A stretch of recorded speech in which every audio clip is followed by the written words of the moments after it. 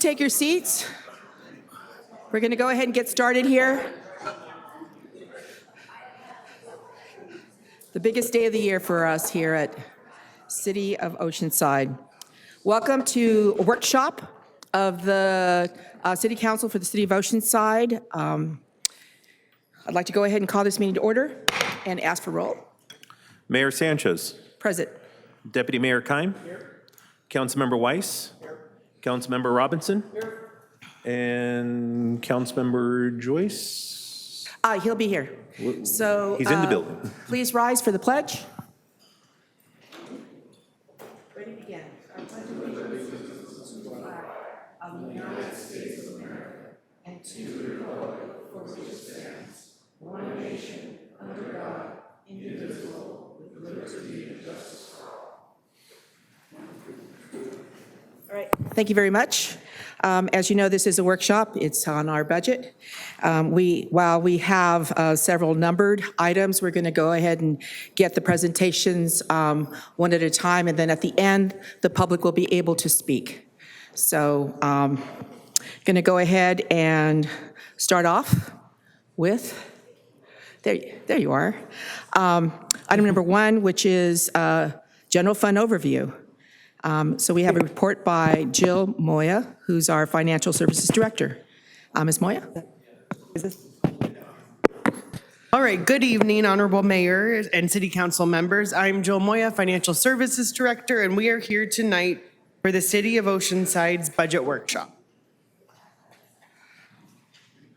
I will start off this workshop with an overview of the city's general fund proposed operating budget. Next, Lindsay Leahy, our Water Utilities Director, will present the Water Utilities proposed operating budget. She will be followed by Brian Thomas, our City Engineer, and Mabel Ueda, our Principal Water Engineer, who will present the capital improvement budget. Then Harbor's proposed budget will be presented by Joe Ravitch, and Michael Gossman, our Assistant City Manager, will conclude with the proposed Measure X budget. So the first item on tonight's agenda is the general fund proposed operating.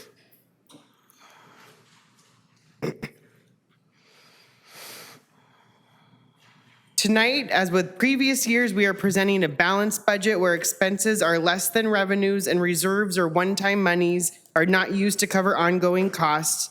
The proposed budget meets all reserve obligations, such as the city's Healthy City and Economic Stabilization reserves. Additionally, we are always keeping in mind Council's strategic priorities when considering budget addition recommendations.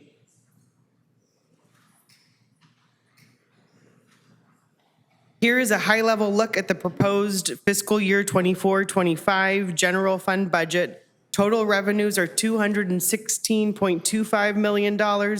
Expenses are $213.56 million, which result in a surplus of $2.69 million. These proposed amounts would maintain our current service levels. For the fiscal year 24-25, we recommend adding $1.69 million of ongoing expenses. With these additions, our proposed surplus would be $1 million. We are also recommending one-time additions of $3.18 million. Of the proposed $216.25 million of revenues, 3 of the main revenue categories are property tax, sales tax, and transient occupancy tax. Property tax revenue is projected to increase due to increases in assessed values from new development and improvements throughout the city. Sales tax is projected to slightly decrease, and TOT revenues are projected to increase due to increased average daily rates citywide. This graph shows how the revenues have been trending over the last 7 years. Property taxes in blue, sales taxes in red, and TOT is green. Here's a breakdown by expenditure category of current year's adopted budget compared to the proposed fiscal year 24-25 budget.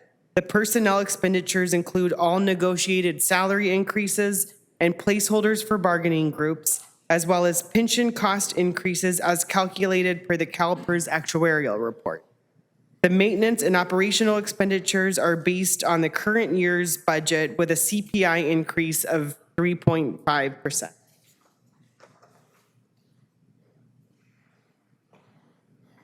For the fiscal year 24-25 proposed general fund budget, we are also recommending additions of $3.2 million for one-time items and $1.7 million for ongoing items, for a total of $4.9 million of proposed additions.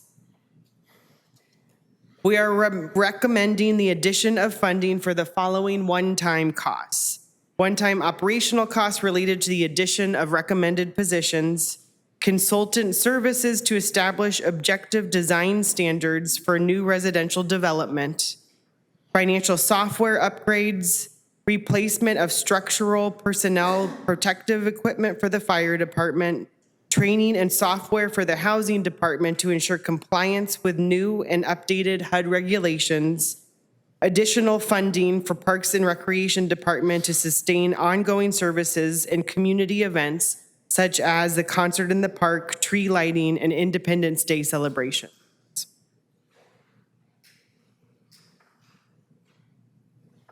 Additionally, for the police department, we are recommending funding a county-wide project system conversion involving reporting and evidence tracking systems, as well as additional funding for training, recruitment, and equipment. We also recommend the funding to continue for irrigation repair work for parks and cities and beaches cities-wide, as well as for street tree maintenance, Lot 23 maintenance, and for radar feedback and traffic signal parts. One-time funding is also needed for the first debt service payments for the NG project. Once the solar projects and the energy retrofits are complete, the general fund debt service payments will be funded through energy expense savings that result from the project. The total recommended one-time costs are about $3.2 million. Proposed ongoing costs for maintenance and operations include an increase to the existing contract for homeless encampment-related trash removal, increases in auditing services, funding for materials and supplies for the John Landis Community Center, the cost of the building lease for library's literacy program,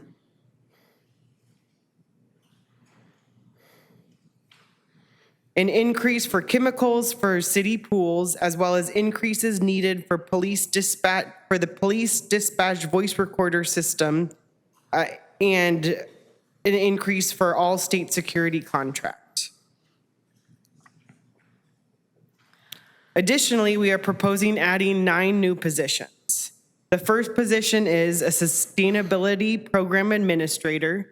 This role will encompass the administration and management of the city's climate action plan, as well as the development and implementation of environmental sustainability goals.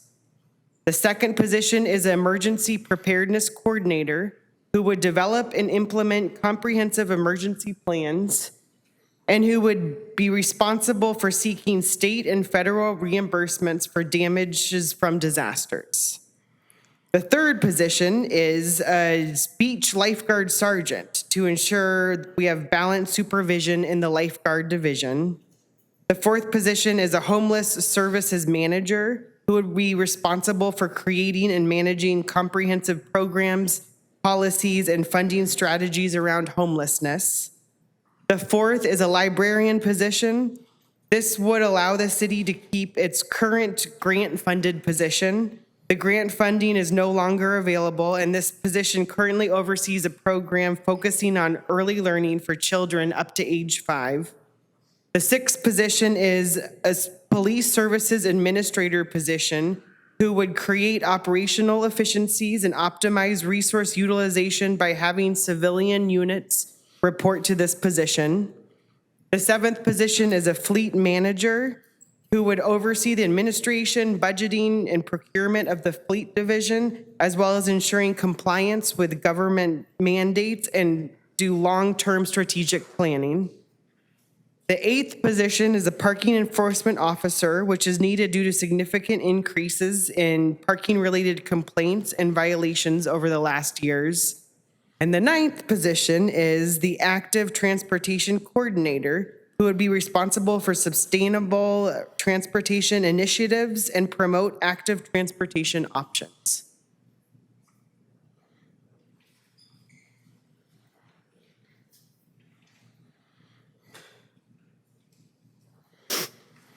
Listed here are the costs of these positions to the general fund.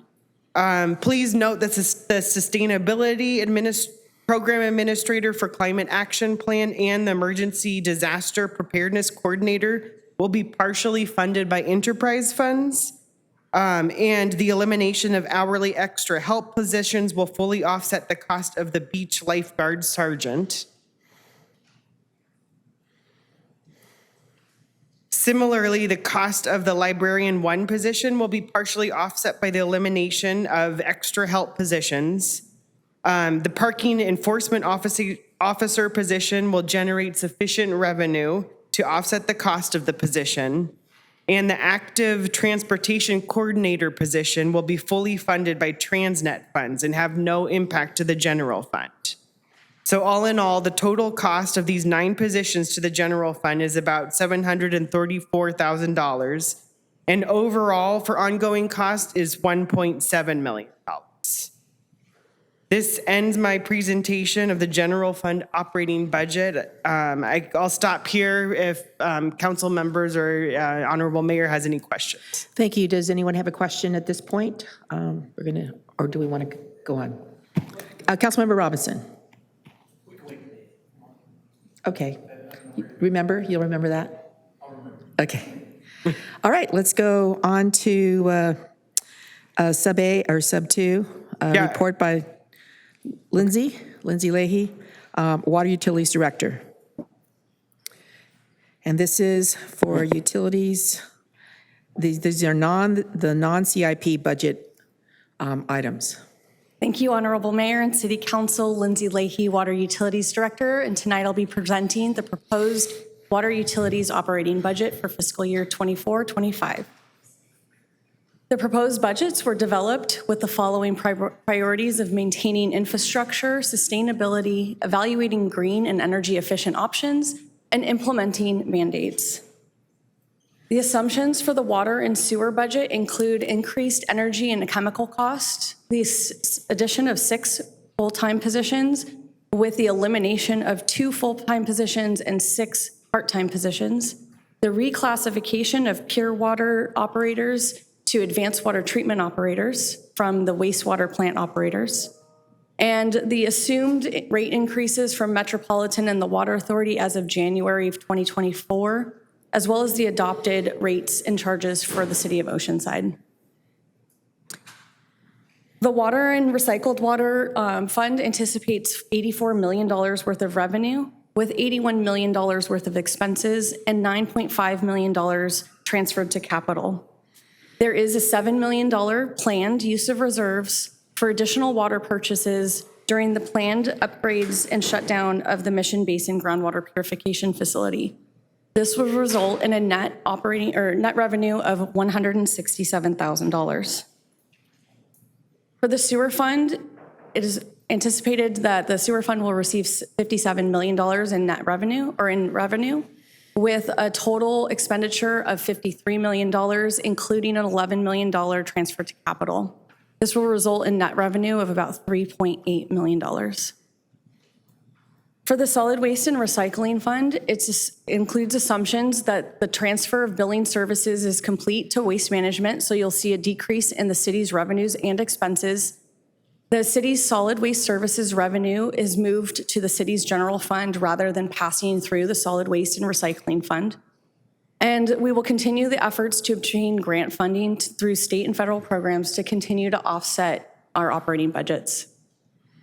The Solid Waste and Recycling Fund anticipates $2.5 million worth of revenue and expenses of approximately $2.1 million, netting $350,000 for the fund. That concludes my presentation for the Water Utilities operating budget, and I'm available for questions at the end. Thank you. Anyone have a question at this point? Okay, we'll wait. Thank you. Next is Brian Thomas, our city engineer, and Mabel Uyeda, water utilities principal engineer. They're going to be presenting the fiscal year capital improvement project, and this is the CIP.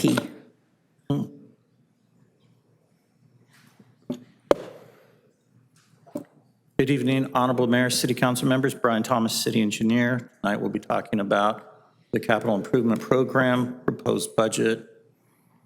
Overall proposed budget, CIP projects are funded through various enterprise funds, including water, sewer, harbor fees, sales taxes, including Transnet, SB1 and Measure X fees, and development impact fees, which include parks, public facilities, thoroughfare and signals, drainage fees, as well as various grants that we received during the year, as well as general fund obligations.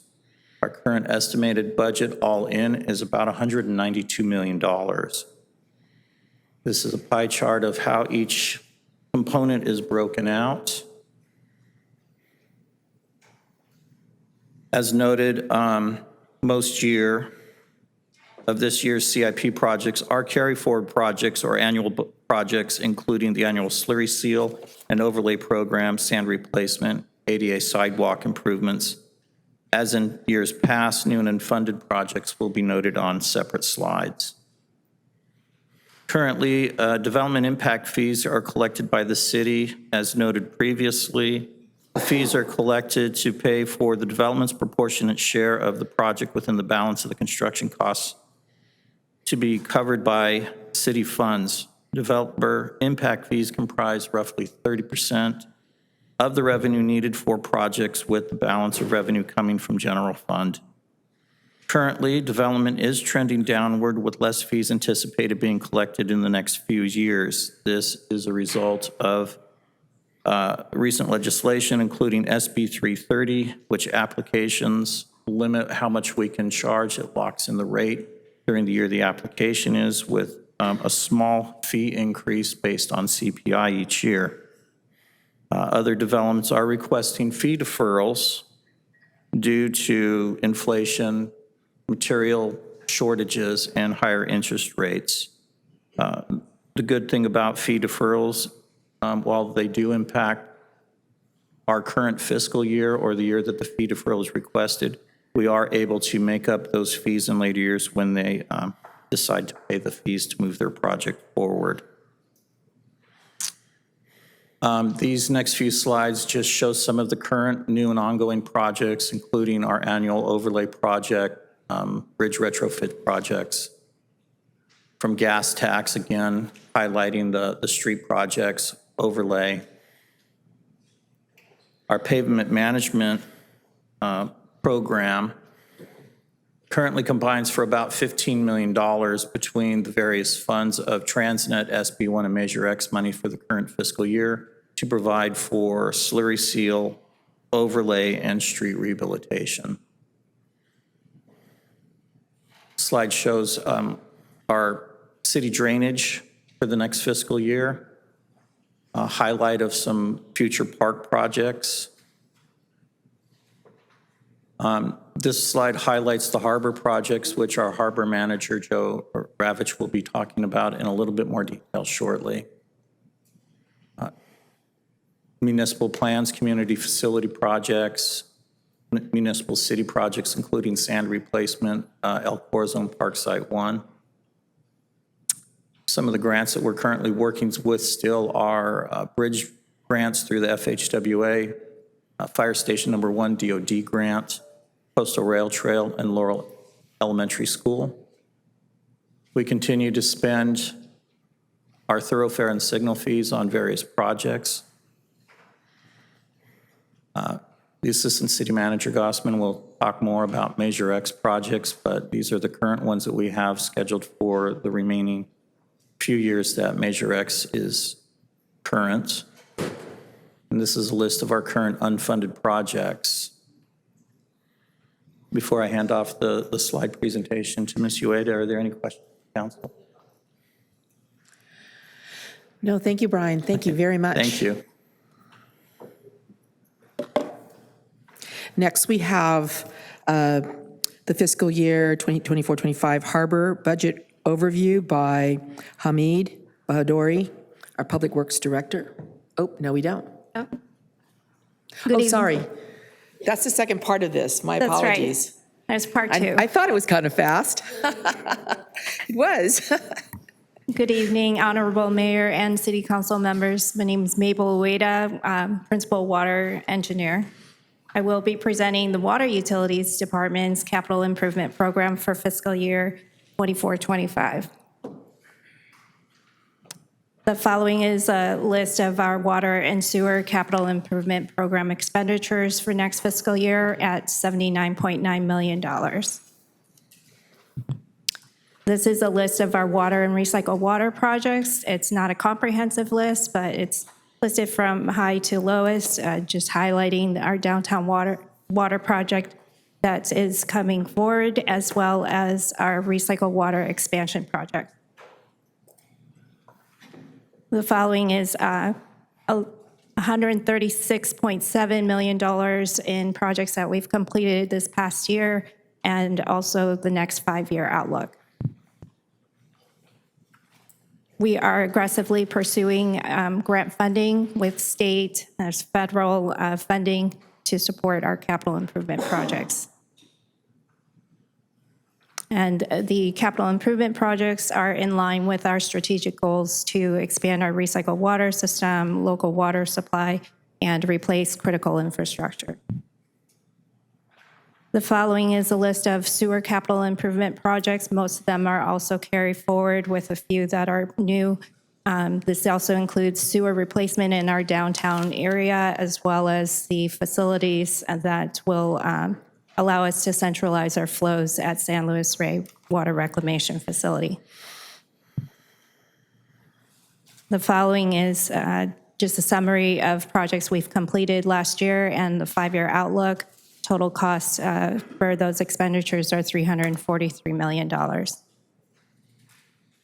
And then again, similar to water, we are aggressively pursuing funding alternatives. We have received in the past state and federal funding for our projects and continue to do so. The sewer projects will meet our strategic goals to centralize our flows and replace aging infrastructure. That concludes my presentation. If you have any questions, I'm available. Thank you, Mabel. Sorry about that. No worries. Anyone have a question, quick question at this point? Okay, doesn't look like it. Okay, now we get to hear from Joe. Honorable Mayor, members of the council, I'm Joe Ravitch, Harbor Division Manager. I will be presenting the harbor budget tonight. Thank you. Thank you.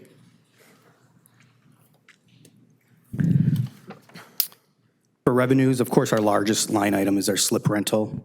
It'll be about $6.2 million in revenue in fiscal year 24-25. We'll bring in about $1.9 million in facility leases around the wharf, $975,000 in parking, fees including waitlist transfer, et cetera, are $295,000. Inspections and miscellaneous will yield about $39,000, and investment income approximately $76,000, for a total of about $9.5 million. In terms of expenditures, our maintenance is our largest line item at about $3.4 million. Our lifeguards are at $2.8 million in expenditures, and that's for the patrol around the harbor. We have $1.3 million in administration. Tideland city leases will cost $840,000. Our lifeguards on the beaches will be $320,000. Property management is $38,000. Debt services is about $134,000. And our miscellaneous is $161,000, for a total of about $9 million. That will allow us to put $519,000 in our reserves after you take away our expenses from revenue. In terms of our capital improvement projects, the existing projects that we're proposing to carry forward are repairing Lot 10. Of course, we have our NG project coming down. The Harbor Fishing Pier and the City Match we're asking to carry forward, and the Jolly Roger dock replacement, which we do have a grant for as well. The one-time use that we're proposing out of our reserves for NG is $233,000 approximately. Getting into the CIP a little bit more, we have, for next year that is, we're proposing $550,000 in sub-meter installation, brow replacement by the Coast Guard dock. A brow is basically the concrete substructure underneath the ramp that gets you down to the dock. That's at about $60,000. We have 2 roofs to replace at $100,000 total. We are proposing replacing 2 docks at $1.7 million and $80,000 in pavement repair, totaling about $2.5 million. We've closed out some infrastructure repairs as well as our dock and gate approaches. The total funded by reserves is $2.53 million is what we propose.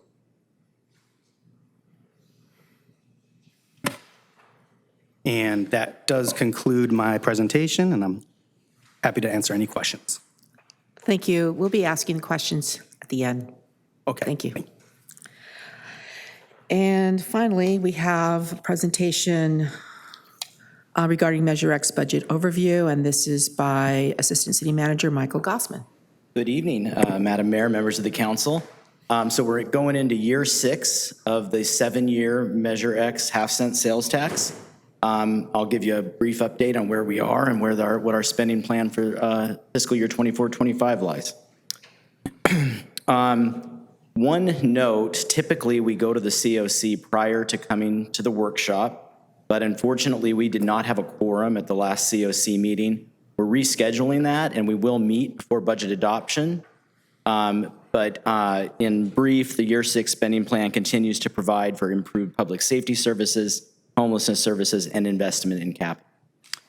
Year 6 total available revenues are budgeted at $26.4 million. That's made up of $18.8 million in new revenues, as well as $7.6 million in carryovers.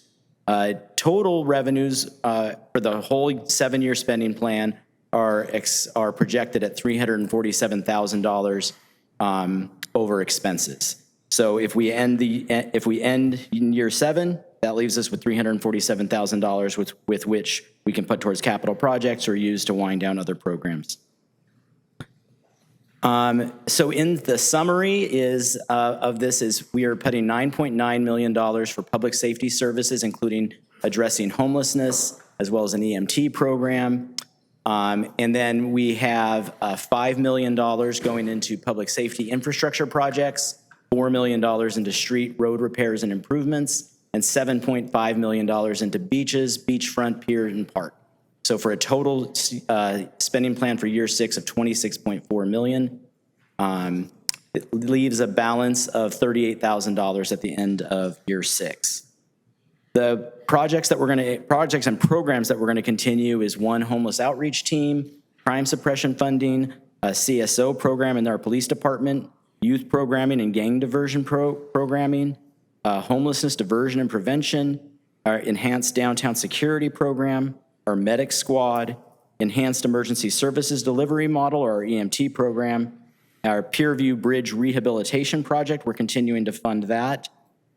We also are putting another $1 million, so that's a total of $2 million in Measure X monies into El Corazon Park Site 1.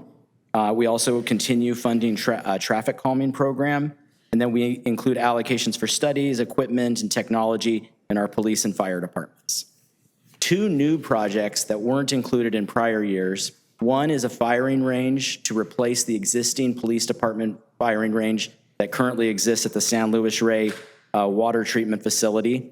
That is not an ideal location, and moreover, they have to move. So we need to find a place for them. We've put $5 million aside. We already have money for design, so that would be money going into construction. And then the second new program is a fire department health and wellness program at $150,000 a year. That's a really comprehensive program that includes both physical and mental health, including body scans, et cetera. As we all know, that is a dangerous line of work, both physically and mentally, and we want to take care of our first responders. That firing range, That is going to be a shooting range, that's going to be indoors then? Indoors, yes. Versus the outdoor? Okay. Correct, yeah. Great. That's That what was, thought. I mean, since you brought it up, that is one major problem with where it's currently located. We're limited in the type of training that we can provide Right. because we can't do it at night. We're limited in our hours, so this will be a better location. Thank you. Yeah. So basically, with regard to the preliminary 7-year spending plan, the sum of it all is that we have enough funding projected to cover the programs and projects that we have, with the exception of the Pier View Bridge. We're putting a lot of money into the Pier View Bridge, but we also recognize that we're going to need to seek grant funding from the state and federal governments, and we believe we'll be successful in doing that because we're putting so much of our own money into that. To wrap up, staff recommends that the City Council direct staff to return on June 5th, 2024 for final budget adoption, including all the recommendations outlined in your proposed budget. But we have a whole compendium of staff here to answer any questions that you have, whether that be for the general fund, water, utilities, harbor, or Measure X. Thank you. Thank you, Mr. Gossman. So, Councilmember Robinson, did you want to ask your question before we hear from the public? Public first, okay. How many do we have? For item number 1, we have 12 speakers. Okay, so for all of them? For all of them? Yes. Well, I'm not really good at math here.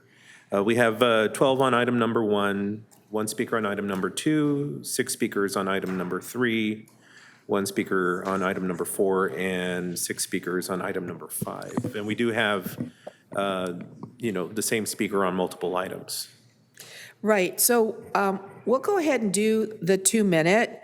And if there are questions by council members that want to hear more about what someone wanted to say, they certainly can be brought back up to ask questions and get more information from those folks.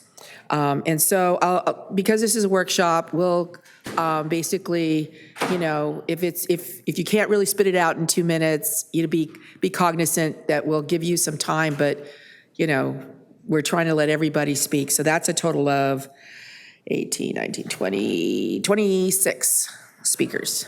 All right? So let's go ahead and get started. I'm sorry, Madam Mayor, I would just have a question. If they're signed up on separate items, are they going to speak one time right now? Just so they know when they come up to speak. So we heard from all of the items, so now we're hearing from the public on all items.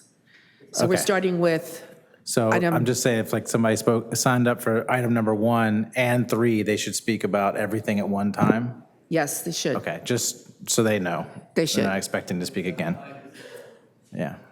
Yeah, and if you need an additional minute or so to add that item on your, okay, so that means we might have maybe 20 speakers. 20? 20 or so. Okay, go ahead. Hi, I'm Steve Mashew. In 1916, Oceanside's beaches received its largest sand contribution from the San Luis River flood. There were a couple of small floods in the 20s, but the 1916 flood brought the city fame due to its over 100-yard wide beaches.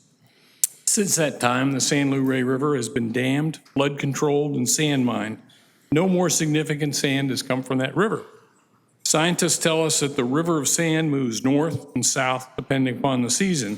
However, every time it moves in either direction, it passes over offshore canyons such as Carlsbad Canyon. As it passes over the canyons, a portion of our sand is lost forever. Because of that loss, our beaches lost an average of 3 feet a year and are now completely depleted except for North Harbor Beach, which is protected by the South Jetty. Every study that's been done over the past 40, 50 years by the Army Corps of Engineers or firms like Noble Consultants has recommended that the city plan for routine sand nourishment to maintain the beach. As we know, harbor dredging doesn't count as sand nourishment since that sand is more like silt and doesn't remain on the beach. Had the city contracted for sand nourishment each year in different locations, our beaches would certainly be in better shape now. We need a line item in the operating budget or the general budget somewhere that has recurring sand on it for sand replenishment. And maybe we don't use it each year. It may accumulate for a couple of years and then do the project, but we need a recurring project It hits different parts of the beach. Whether we get the re-beach project done or not, we need it now. Thank you. Thank you very much. Jolene Smith, followed by Diane Allen. Hey, good evening, everyone. And first, I'd like to thank the City Council for taking the climate crisis seriously by including a sustainability program administrator for implementing the Climate Action Plan. There are currently grants available for funding projects in the CAP. Applying for these grants would be one of the responsibilities of the sustainability program administrator. I'm particularly interested in more funding to support the existing urban farms and community gardens in Oceanside and to establish even more farms and gardens. This is important for local food resilience in these times of climate disaster. I also urge the council to hire someone for the sustainability position as soon as possible. There is a lot of work to be done to address environmental issues. We need to move very quickly. 2023 was the hottest year on record, and 2024 has a good chance of beating that. So there is no time to waste. Also, it is crucial to provide funds for implementing the new CAP. The current CAP was approved in 2019, but was not implemented because no funds were committed. So please make sure that funds are committed for the new CAP so we can address the climate issues facing our city. Thank you. Thank you. Ms. Allen? Yes, I'm a over 40-year resident of Oceanside, District 3, and I'm excited to see the Climate Action Plan getting some funding for staff implementation. I encourage additional funds for the implementation to be put in the budget so that that person that's getting staffed can actually do some work. So highly encouraged, and there's a lot of neighbors that are interested in this too, so I speak for not just for myself, but a lot of people. Thank you. Thank you. Next, Carly, KOCT in the House. Hello, Honorable Mayor and Deputy Mayor and City Council. I'm Carly Starr Berlow-Niles. I'm the Executive Director of KOCT Television. It's my first time ever standing at a podium. Usually I'm back there or behind a camera. Currently, we are partially funded by the City of Oceanside, and we are receiving PEG funding. I'm here tonight to ask if we can have an additional $150,000 towards our funding. KOCT, with the lingering impacts of inflation and operating expenses and combined by our franchise declining fees, we've entered a vulnerable phase in our 43 years. It would be an honor to work with staff to see if there's any funding strategies that we could work together through. As you know, KOCT has worked with most everyone in this room. We're broadcasting right now. We supply 2 channels of local eccentric programming. We do Career Ready, we do internships, we do program for the underserved. We do non-biased elections. We are here in a part fabric of our city, and it's been an honor to serve, and it's an honor to stand here. And I just wanted to see if there was any way that we could work through some of this, because the programs and what we offer to our community and to the City of Oceanside, we'd like to do our diligent and fulfill our contract of what we promise and what we serve to the people. We're the voice of North County, and it's rare. Oceanside, California has a TV station, and many people in California would love to have us, and we go all over to national conferences, and we're pretty well known because Oceanside's pretty cool, and I think that we rep them just as equally cool. But that's it. Thank you very much, Carly. Thank you so much. Thank you. Charles Bowen. Good evening, Honorable Mayor and council members. My name's Charles Bowen. I chair the Communications Committee for Save Oceanside Sand. 2023 marked a milestone for Oceanside with the Re-Beach Initiative, showcasing remarkable collaboration and innovation. The City Council's unanimous approval of the pilot project was a historic moment, setting a high water mark for the city for years to come. Yet the current state of Oceanside's beaches presents urgent challenges. South of the San Luis Rey River, we teeter on the brink of disaster, with one strong storm threatening to erode what remains. Emergency disaster relief isn't guaranteed, putting valuable infrastructure and property at risk, a situation unacceptable for our vibrant beach community, which has invested heavily to attract tourists and visitors. That's Sea Gaze and Surf Rider on Monday, midday, low tide. While solutions are in progress, tangible results are years away. The pilot project, set to commence in 2026 at the earliest, necessitates careful monitoring before scaling across the entire beach. Meanwhile, the Regional Beach Sand Project 3 is projected to begin in approximately 6 years. Annual harbor dredging offers temporary relief, but falls short in addressing ongoing sand loss. Oceanside lacks sufficient sustained funding to effectively manage its coastal zone, hindering efforts to restore and preserve our shoreline for all to enjoy. Moreover, the success of the pilot project hinges on a robust long-term management strategy which current resourcing levels cannot adequately support. A single coastal zone administrator is insufficient for day-to-day management of beach access points, annual projects, and long-term planning needed for resilience and sustainability. This underscores the necessity for innovative workforce development and a new approach to managing Oceanside's beaches, a cornerstone of our economy.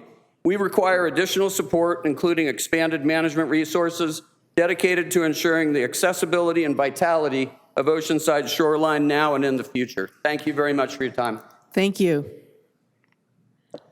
GT? Good evening, Honorable Mayor, City Council, and City staff. My name is GT Wharton. I'm a District 3 resident, and I'm co-founder of Strong Towns Oceanside, which seeks to make our city a safe and vibrant place to live for all residents, to reduce car dependency, and to increase budget transparency. Our city currently spends around $12 million, is my understanding, on our roads and road repair, but we only spend $500,000 on traffic calming. Before Measure X was passed, we spent $0 on traffic calming, and that's for a city that has an average fatality rate of 11 per year. We would really like to see that number drop down to 0. Because we halted the traffic calming program for so long, we have a backlog of over 400 requests.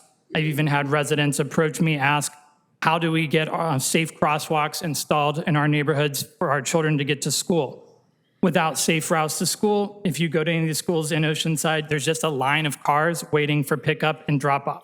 No one is walking to school because it's too dangerous. Because of these huge delays in traffic calming requests, some residents have even resorted to renting a paint striper to make a pedestrian crossing more visible and able to be seen. That is when you know your city is failing its residents. We need to increase the amount of money spent on traffic calming to start to chisel away at this huge backlog. We also need to fund a walkability study for Oceanside, including a revision of our traffic ordinances.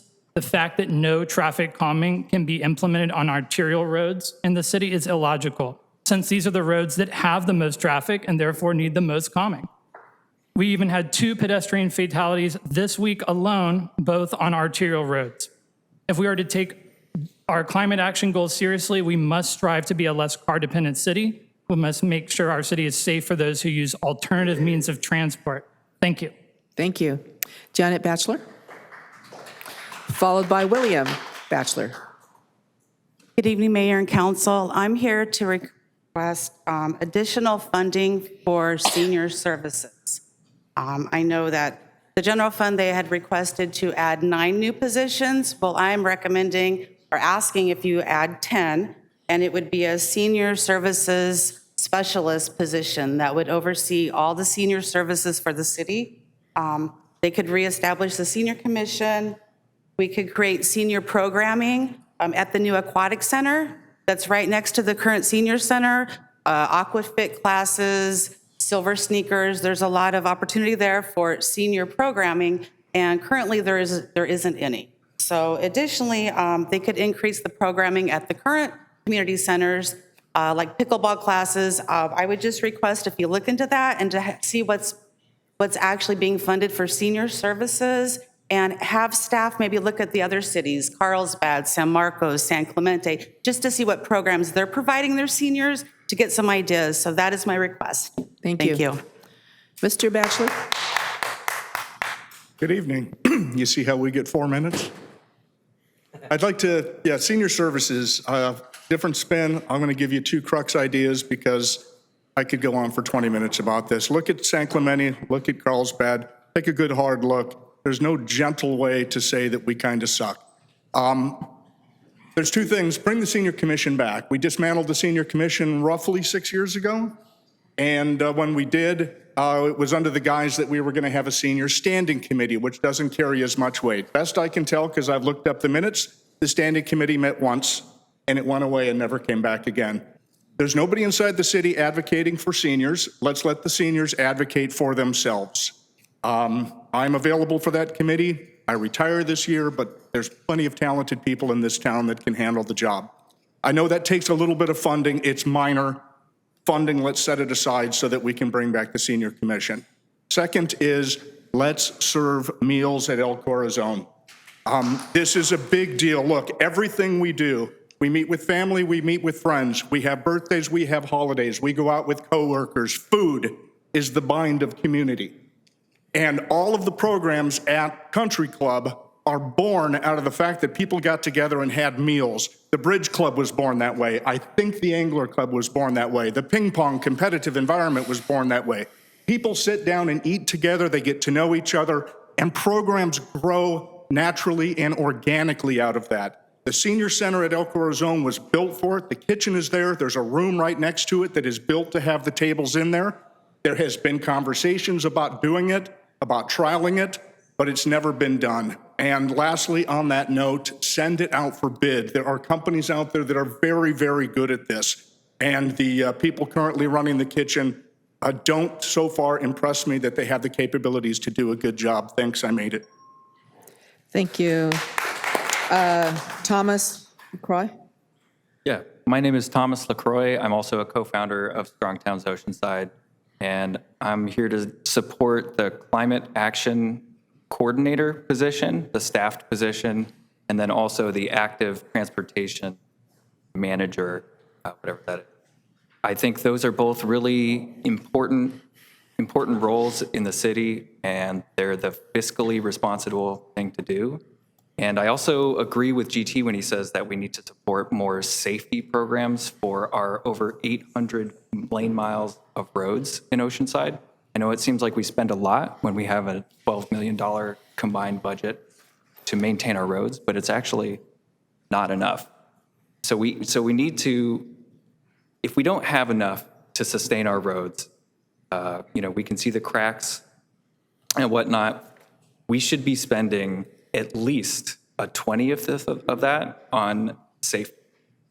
So climate action coordinator, active transportation management, safe routes to school, and safety improvements in general. Thank you.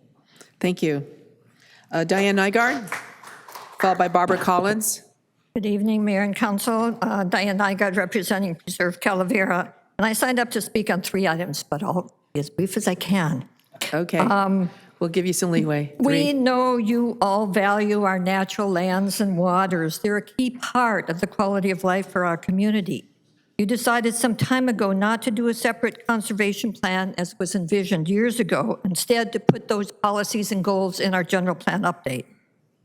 But the general plan update is based on its assessment of current conditions, and that inventory has not been updated for our natural lands. It has been done for every other land use, but not our natural lands.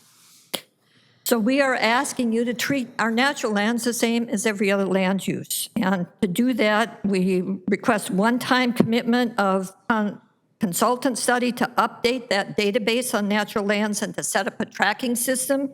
And secondly, a staff person to monitor and manage those lands. We're adding a fleet service manager. Surely our natural lands are as important as our vehicles are. And let me just add, since I heard staff mention the fee deferral has been asked for, what fee deferrals really do is expedite development. 2 years ago, we were told that our design standards were being updated. So all of this mandate for density bonus and all these bypass of existing design standards that are allowed by state law could be addressed. We could at least put some local control on those measures. There's $100,000 proposed in this budget to do those design standards. Let me submit you would be foolhardy for this council to approve deferral of fees until those new design standards are in place. Number 3, the capital improvement program. We talk about wetlands loss. 95% of our historic wetlands in San Diego County have been lost. It's death by 1,000 cuts. Calavera Creek is one example of that. For over 10 years, we've been talking about building a bridge over the creek. It's been reassigned to staff multiple times, changing scope. It's gone out to bid twice. It needs to be rebid a third time. Meanwhile, there's constant damage to the wetlands because people want to use that area to recreate, to access those trails, bikers and hikers. We need a safe way to cross that creek. Please make that a project a priority. And on number 5, Measure X. Certainly, there are many good things that have been done in our community with the millions of dollars we got from that sales tax. But as you contemplate an extension, as we know you are, we need to really look at a couple of things. To really focus more of the funds on fixing problems and not just applying Band-Aids. One example of that is using money to build affordable housing, to use our local dollars to leverage more funds, to build affordable housing, not just respond to the unhoused. And secondly, to invest in our green infrastructure. Now is the time to take advantage of state massive amounts of new funding, 30 by 30 program to support our natural lands. We need to be in a position to take advantage of that. Measure X is a key way that we can do that. Thank you. Thank you, Barbara Collins, followed by Mitch Silverstein. Thank you. I'm Barbara Collins. I'm an Oceanside resident, and I am here tonight on behalf of the Sierra Club. We want to express our support for 4 city positions that have new positions that have been proposed. We support the Sustainability Program Administrator. We've been asking and suggesting this for a while. Having one person who's focused and working with all city departments to implement the CAP will greatly enhance our sustainability and our long-term resilience.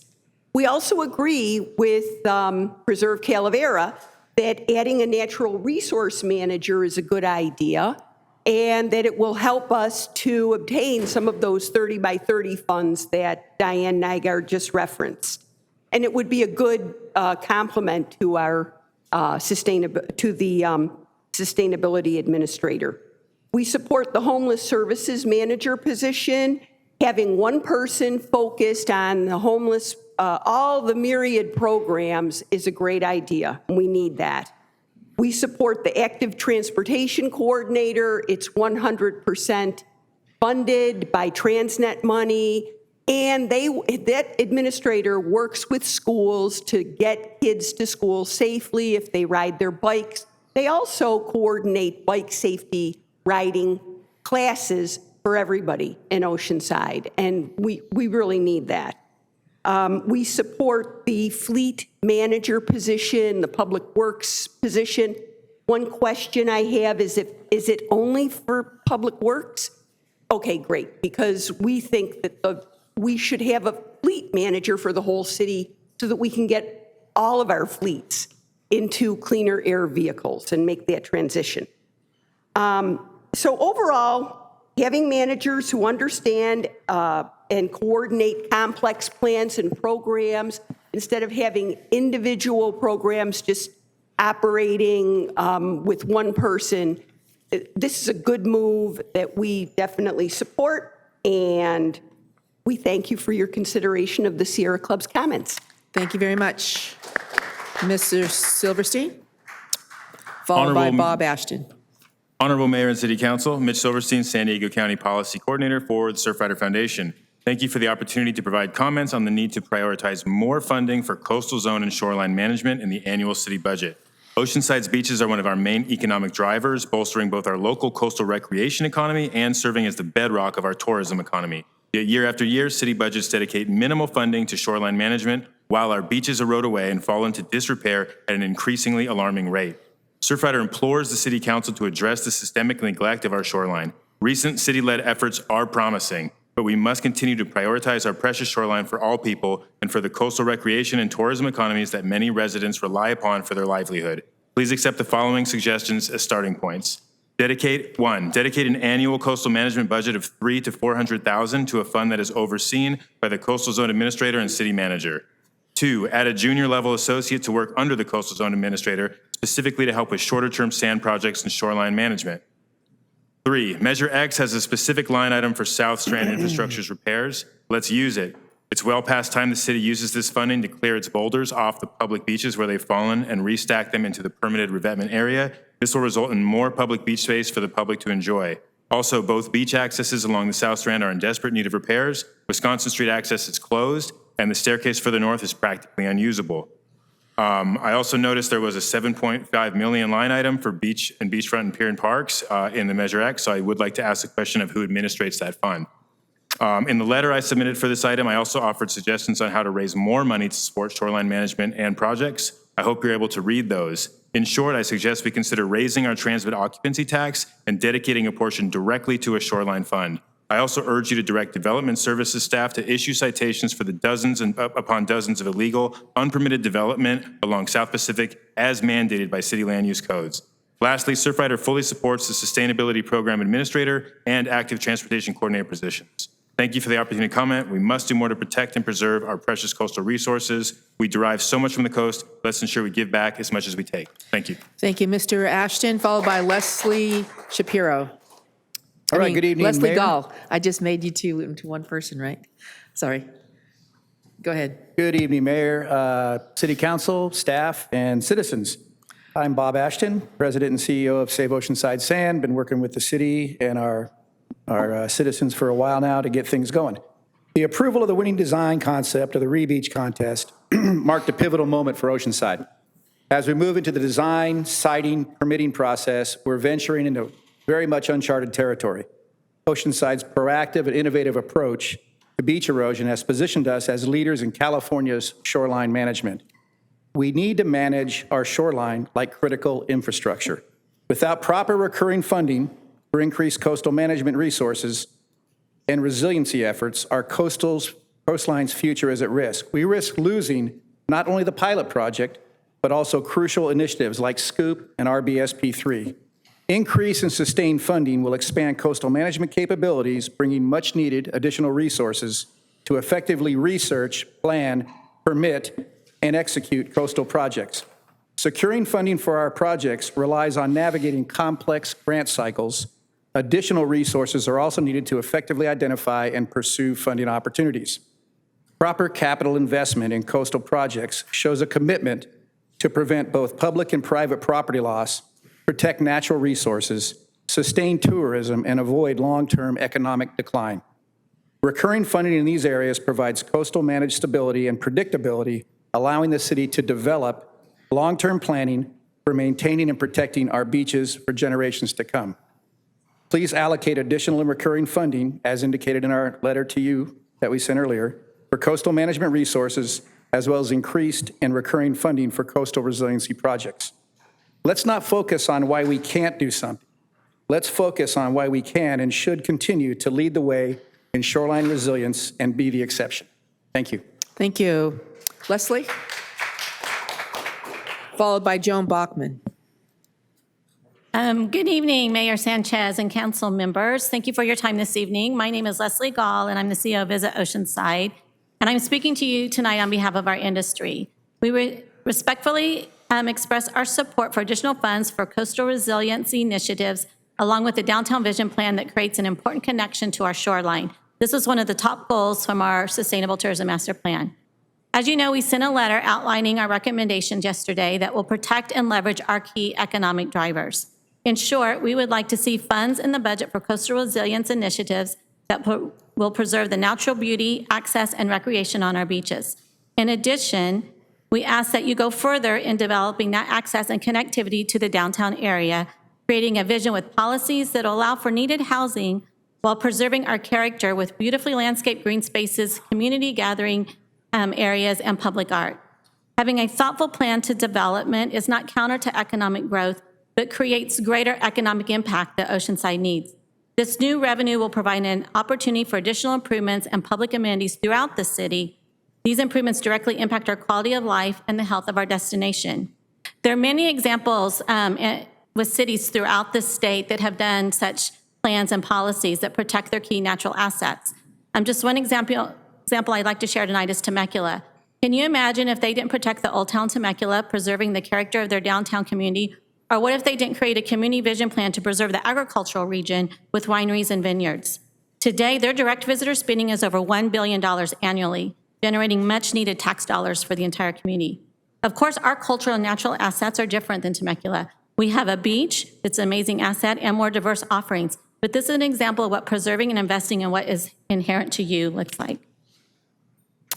Also, I wanted to share, I'm running out of time here. If we don't continue to invest in today and provide ongoing stable funding, the reality of losing our beaches to dangerous cliffs and seawalls is inevitable. And if we don't create a plan with policies to protect our downtown character, it will be comprised of nondescript buildings lined against sidewalks with no community space.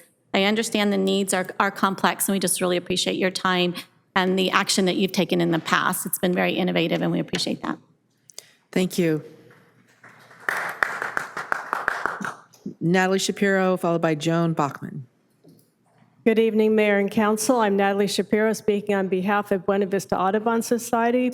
So we are really pleased and happy to see in the CIP budget funds earmarked for construction costs for a crosswalk at the Pacific Coast Highway to link visitors at our nature center to our wetland reserve across the street, as well as the bike pedestrian path, which is extremely essential to reduce ongoing public safety hazards as people continue dashing across the street, which is very unsafe.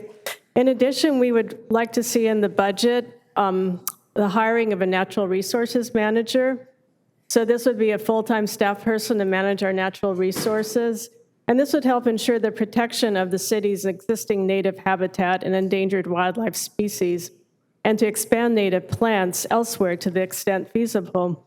So I'll just give a few examples of issues that could be resolved if there was a staff person specifically to manage Oceanside's natural resources. Currently, there's not a city inventory of preserved lands, so it's pretty impossible to protect habitat if you don't know what information exists on its location, habitat type, et cetera. And I'd like to also an example of trees with nesting birds have been cut down by maintenance crews on city property, which violates federal and state laws regarding protecting nesting birds. This happened at the harbor a few years ago, cutting down torrey pine trees with nesting cormorants. So having a staff person to manage these situations shouldn't happen. And last, I want to emphasize how great it is to have a sustainability program administrator position, and I'd like to add it would be good to have funds reserved now to use for the CAP implementation when it is completed. Thank you so much. Thank you, Natalie. Joan Bachman, followed by David O. Joan Bachman here representing Friends of El Corazon. So I'm glad to see the coordinator is fully funded by Transnet funds for transportation demand management. That's important. I would like the attention of the council, please, if I can. I don't know what's going on over here. But I would like to see that coordinator, which is fully funded by the Transnet funds. Also, we need a plan. We have 5 different plans on El Corazon. They don't work together right now. We need a complete plan. So right now, I'm spending a lot of time explaining to your constituents, specifically these guys over here, why you approved a new arena and apartments on El Corazon. People are very upset about traffic, okay? Unfortunately, I'm having to explain to them that there is no way we can fit all the cars that are around. We have already learned on I-15, and we're gonna learn on I-5 that widening does not really help. It helps for a little bit, and then it falls apart. So we really need to have a plan to take advantage of alternate methods of moving people in and out. So we have to have that coordinator. I wore my wave shirt, go wave, for a reason. We go to the games down there, we go to a trolley station, we get on the trolley, we go into the arena, the stadium, have a great time, go back to the trolley and leave. And all these cars are backed up. And it's awful to see that many cars backed up trying to get out of that huge parking lot down there. And I'm just glad I have another alternative. So we must find a proactive plan, not a manager who's going to run around with their head cut off when there's a game at the arena and something happening at the pool and something at SoCal, and there's all those people living in the apartments, plus all the residents that are going up and down Rancho Del Oro. So we must have this proactive plan and somebody who is ready to go into action and has plans for that in addition to that person. So please fund a plan and the transportation demand management. Thank you. Thank you. David O., followed by Amber K.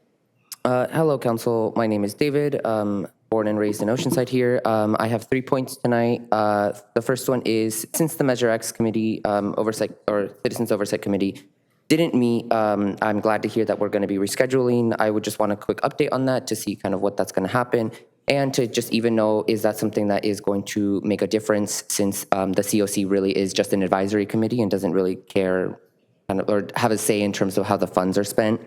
The second point that I wanted to make was, in the conclusion of the staff report, it states that the expenditures put forth for Measure X are mindful that Measure X is going to be expiring, and so they are structured in a way to be able to dial it back if needed. Hopefully that doesn't happen, and I do not believe that it will. But if it does, what does the collaboration look like with the existing Measure X funding programs and the new position that's going to be hopefully passed with the homeless services manager position under housing? If the position doesn't pass, just to state, since it is responsible for creating, managing comprehensive programs, policies, and funding strategies to ensure a cohesive operation with rental subsidies and other housing programs, what is the plan in place if that position does not pass? So hopefully it does, as well as Measure X next year. The last point that I wanted to make,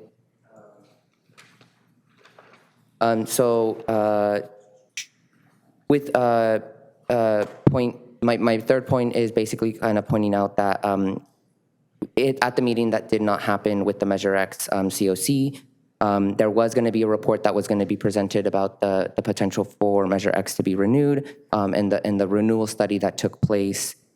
Just kind of in short, to kind of give an update, there is a draft published of all the report, or all the results for that. That's Public Records PR 306.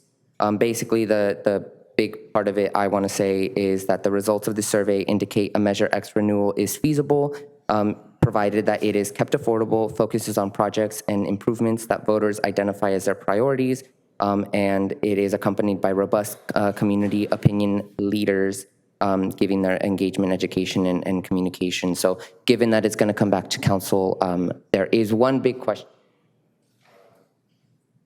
that basically asks if the city is going to be changing anything to make Oceanside a better place to live now and in the future. What would you like to see? I do just want to point out that almost doubled at first place is address homeless issues. And so that is kind of, I think, atop everybody's issues or priority list.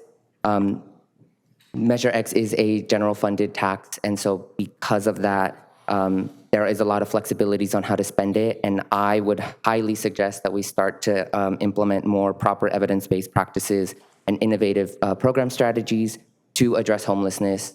And since there is this next year coming up, and we are looking at adding the Oceanside Safe Parking Lot program, why is that not added into this year's budget, or do we have to wait until next year's budget for that? So curious to see kind of on that, and just kind of really pushing for evidence-based practices to be implemented for using Measure X funds to address homelessness. Thank you very much. Amber K., followed by Kellen Sue.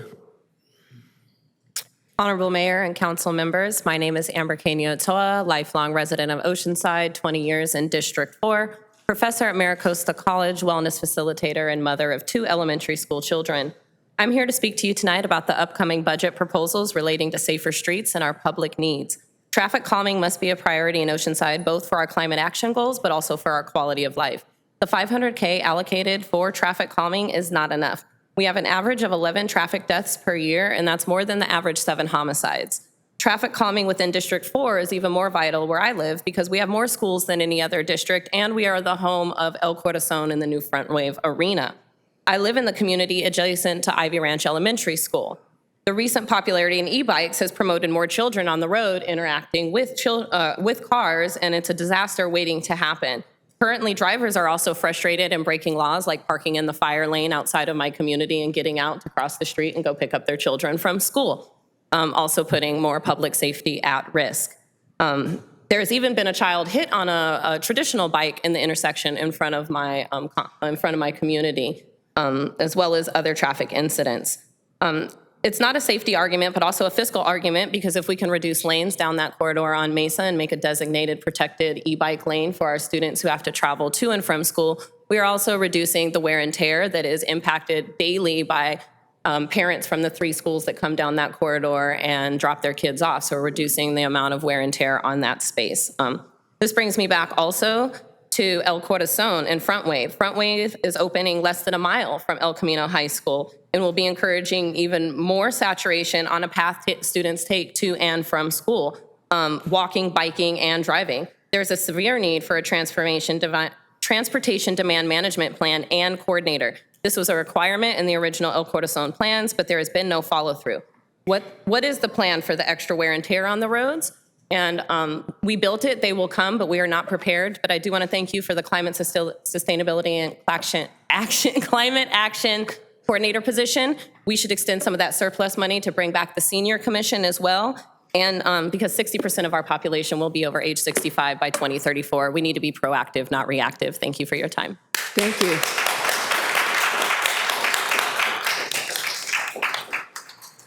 Kellen Sue. Yes, good evening, Council. I just wanted to speak on a couple items. One of the first is Parks and Rec staffing. There's not currently a senior services supervisor, and that just seems like, as many people have spoken on tonight, just a huge need in the community. So to be funding and filling a supervisor for senior services. The next thing is that we are so short on trails, and I love to see that there is funding through Measure X and CIP, but also that there would be connectivity to parks and create additional trails. Those were 2 huge things in the Parks and Rec Master Plan.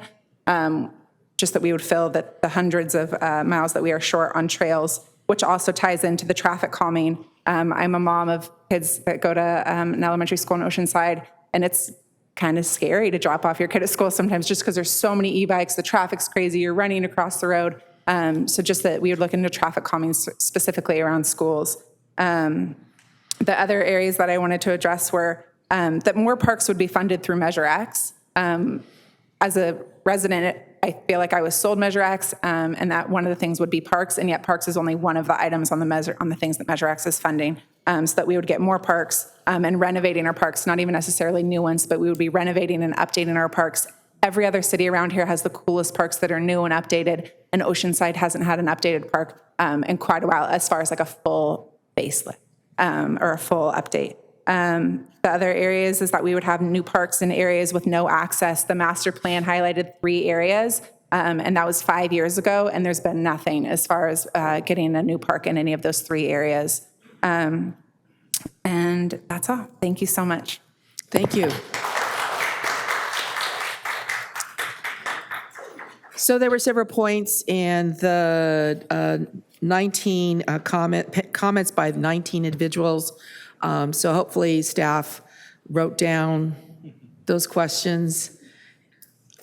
Starting with, I believe the first one, I didn't write them all down either. So Yeah, honorable mayor and council members. So we've kind of organized the comments into themes here.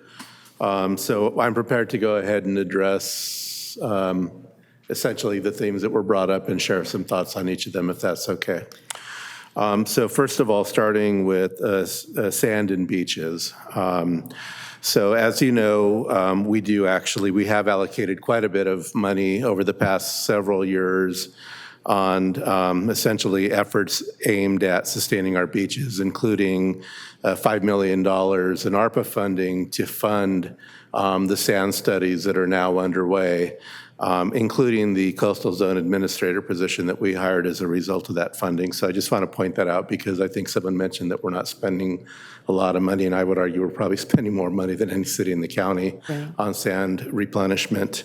So as you know, also with respect to the coastal zone administrator, because I think this may have been mentioned as well, that position, actually, we moved now into the general fund moving forward, so that position is no longer reliant on external funding. That'll be funded as a permanent position moving forward.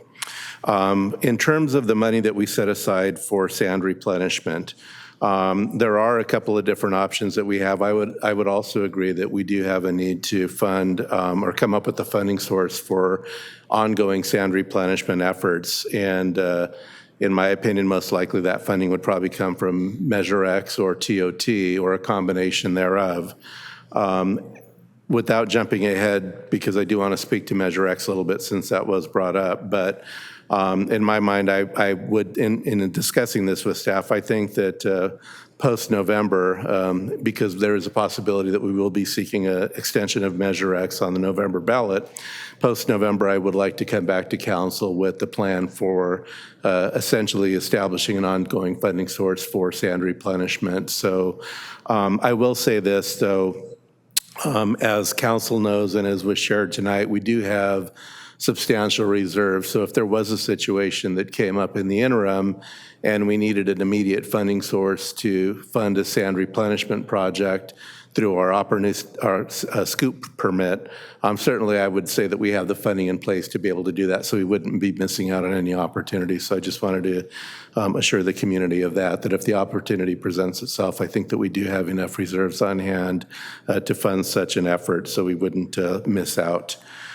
There was quite a bit of conversation regarding mobility and sustainability. Of course, as was mentioned by several folks, we are recommending a couple of positions that speak to those activities specifically, the Active Transportation Coordinator position and the Sustainability Program Coordinator position.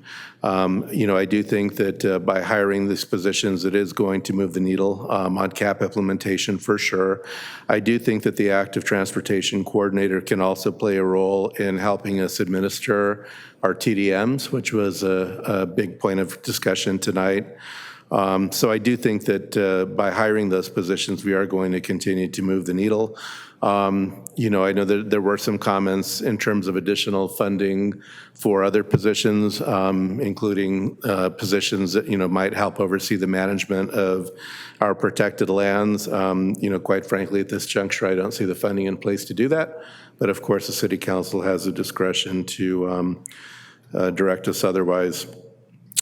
There was quite a bit of discussion regarding seniors, and when I'm done here, I'm going to pass the mic over to our Parks and Rec Director, Manny Gonzalez, because there actually is some activity to report on that, and I think the community will be happy to hear about that. Regarding comments that were made relative to tourism and downtown planning, I would agree, and I know I've shared with some of you that I do think that we do need to prepare a new vision plan for the downtown area. Right now, we do have funding set aside for one planning effort, which is the design guidelines that were mentioned as part of the proposed budget. I would like to see if there is some grant opportunities out there to prepare updated plan for the downtown area. It's been a number of years, and I would agree that we need to be proactive and really think about what the downtown area is going to look like, especially with some of the development pressures that we have going on at the moment. So I would 100% agree with that as well. Let me see if there's any other things here that I missed. Again, those are just kind of high-level explanations of the major themes that I saw mentioned.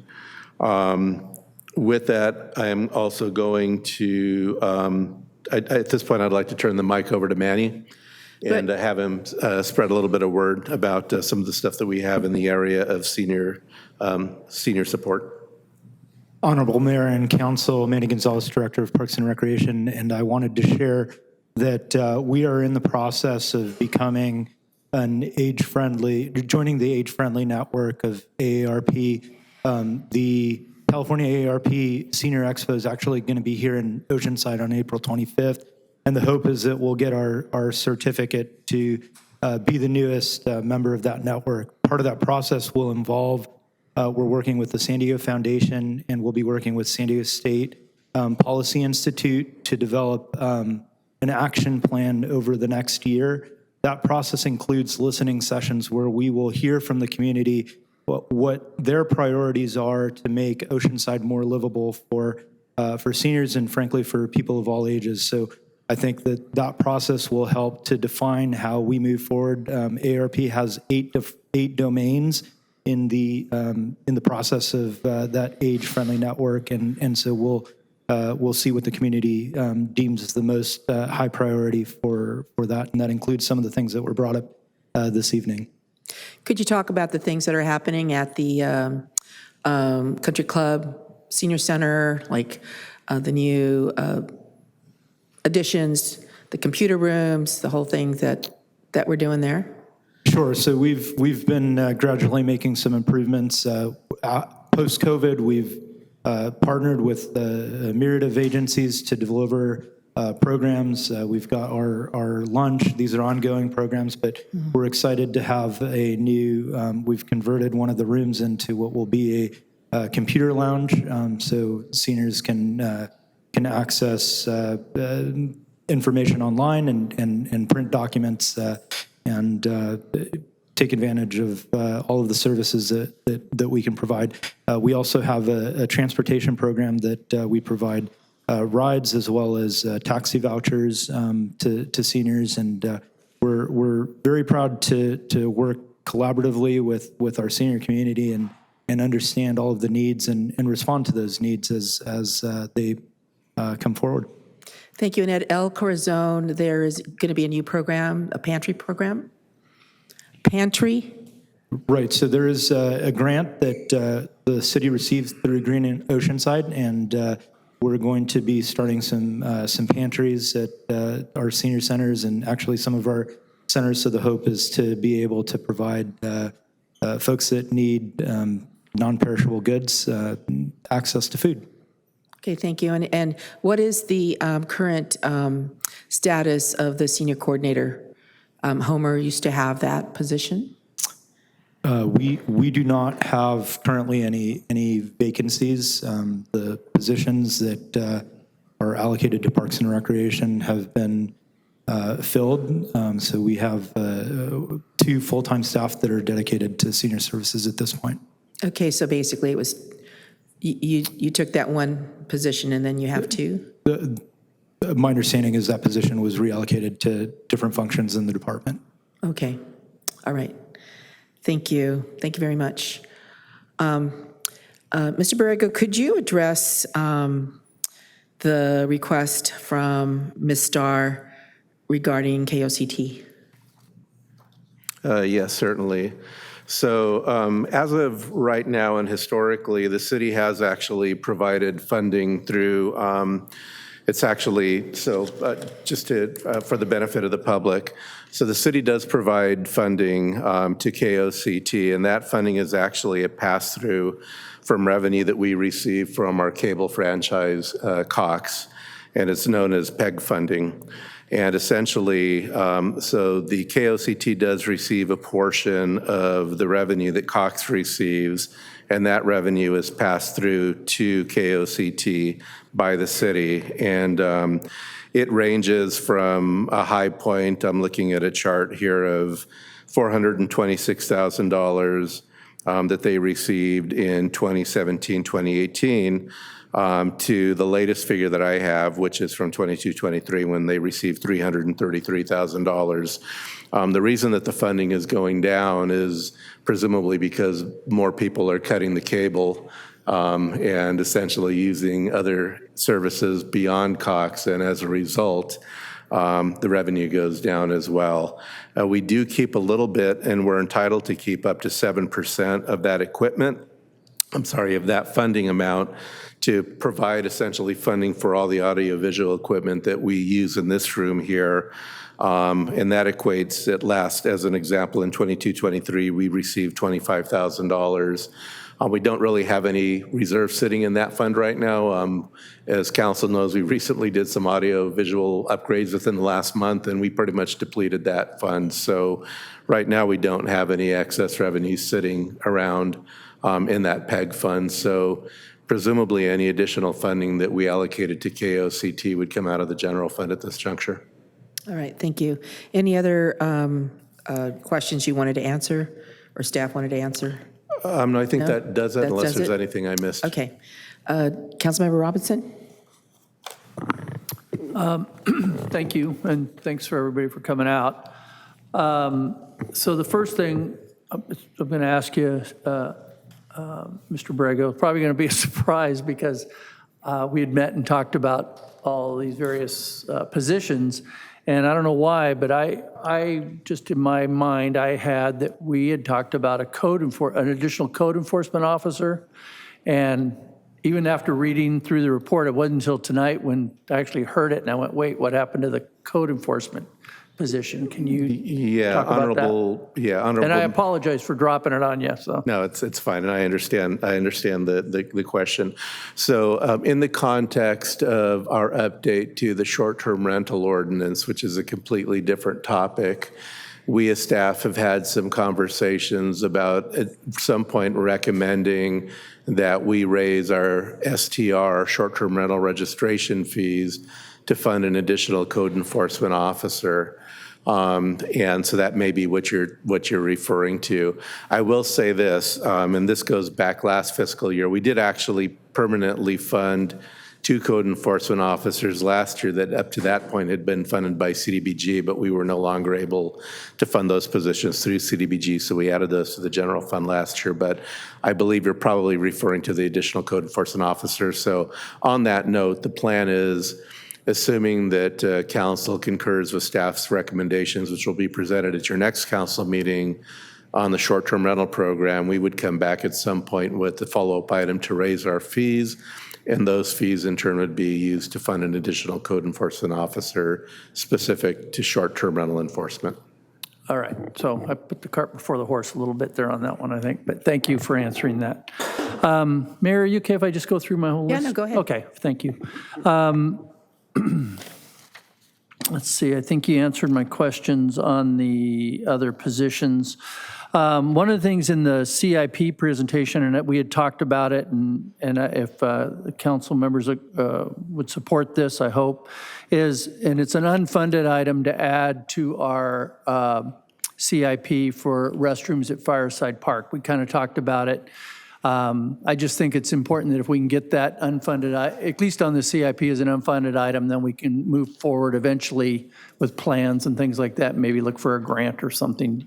Is that doable? Yes, I'd be happy to do that. And as a matter of fact, I spoke to our Parks and Recreation Director today about that very topic, so we will look into it, and certainly we can add it to the unfunded list and get the ball rolling to see what would be needed to provide restrooms at the park, which currently has none.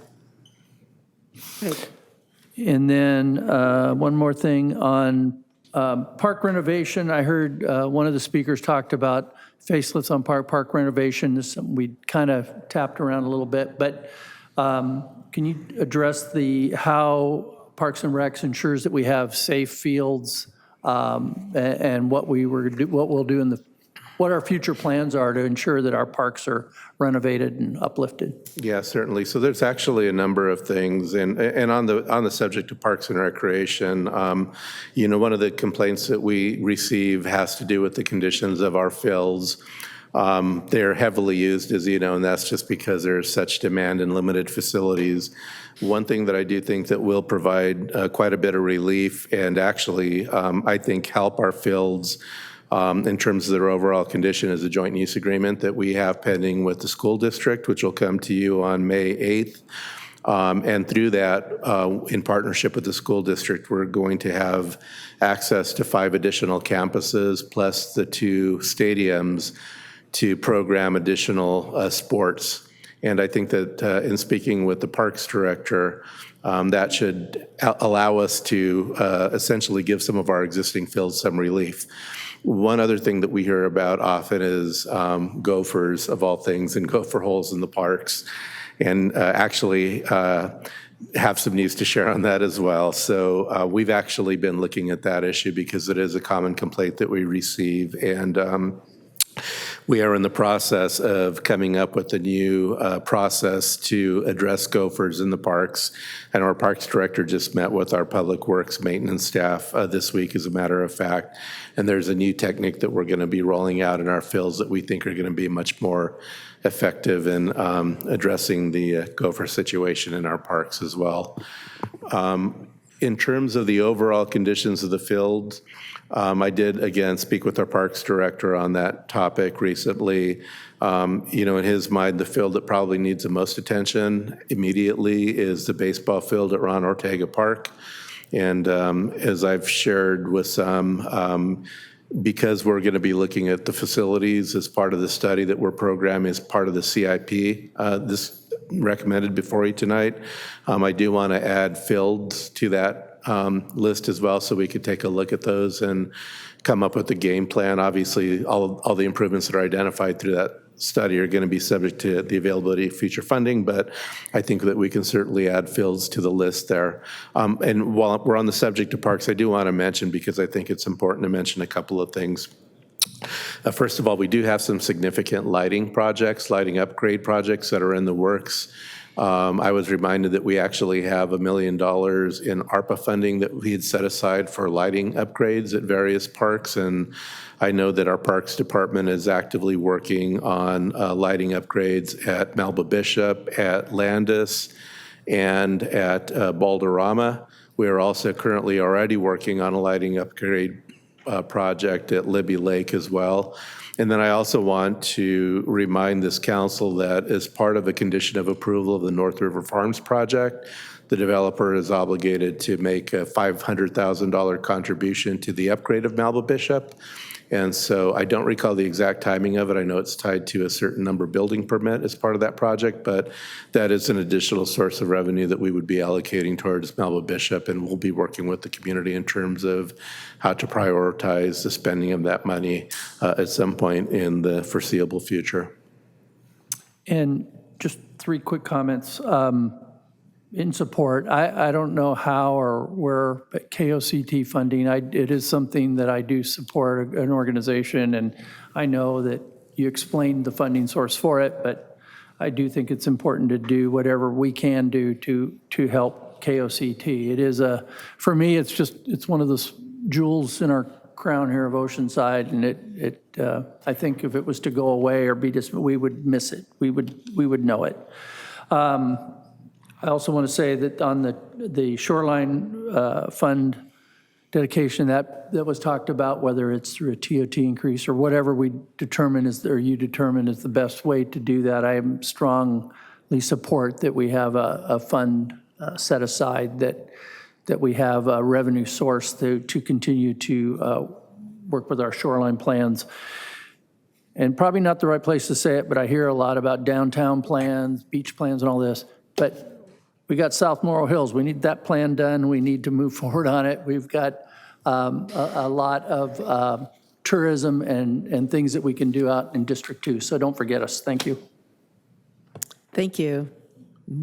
Lights? Anyone? Councilmember Joyce.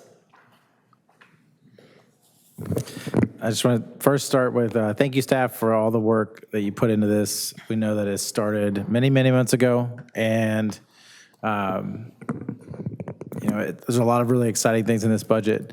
I had a couple of questions that I wanted to ask first. Can I ask why the COC for Measure X is supposed to meet before this budget hearing? It seems a little backwards that we wouldn't make recommendations at the April meeting and then the COC would meet after that to sign off on it. Is there a statutory reason, or has it just been past practice? Sorry, this is out of left field, and this is what I'm not supposed to be doing. I don't know that I have a great answer to that. Past practice sounds better than that's just because we've always done it that way. So let's say past practice. All that's required is that we have COC adopt, or not adopt, but recommend the spending plan prior to the adoption. It could happen after this workshop. That I can see the benefit of that. And just so happens this year, by default, it is happening that way. So I don't know if that, does that answer your? It does. It's just last year it was frustrating to come to this workshop after they had already okayed the next year's budget. So it just felt like doing this first makes it practically a better time for us to actually have a conversation about the Measure X budget and not just have it kind of riding along.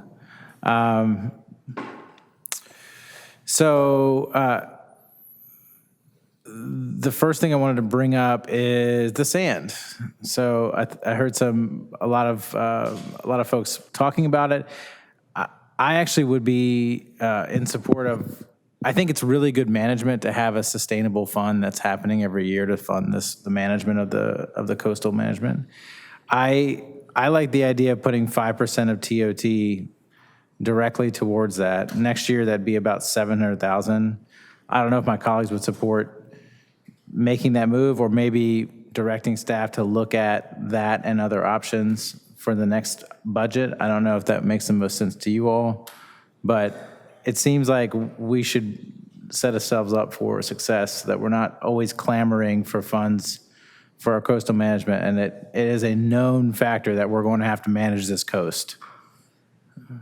So I don't know if there are any thoughts right now on that. Doesn't look like it.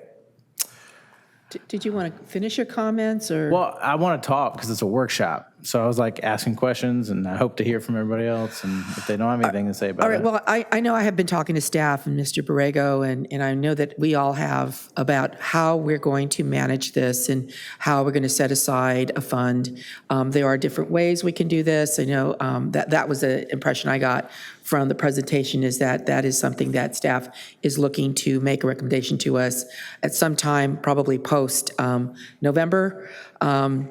So I know Mr. Borrego is probably wanting to speak, but pretty Honorable Mayor much and what we council could do. members, and I would just perhaps Councilmember Joyce's suggestion can be one of the things that we look at and provide input on, and we come back to. And I would expect that we would come back to you in early 2025 with some recommendations and options for consideration. But we can certainly add that to the list. Yeah, and I understand. I was suggesting, like, for example, the TOT that we're getting from the newest, the beach resorts, and that they're starting to go up because there was a certain portion of TOT that was dedicated to pay our portion of the costs, but that they would start to go up whatever we would. And my understanding was that initially staff has already programmed those funds, but at some point in whatever year, we'll be able to say, maybe even set aside some of those funds into whatever pot that would be dedicated. But there are other opportunities, either through Measure X, through TOT. That might be a little tricky because we do fund Visit Oceanside through a portion of, that's kind of similar to what we do with Visit Oceanside, is direct those dollars to marketing our city. So right now, what is it at, 12%?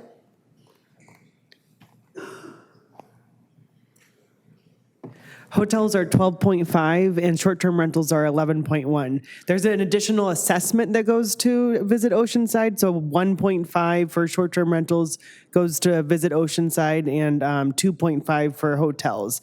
But that's not actually the city's money, that goes directly to Visit Oceanside through that assessment. Right, it's separate, but the total TOT that the hotels, and for Visit Oceanside, is it only the hotels on the western side, or the entire? The entire city, yes. Okay. So the city keeps 10%.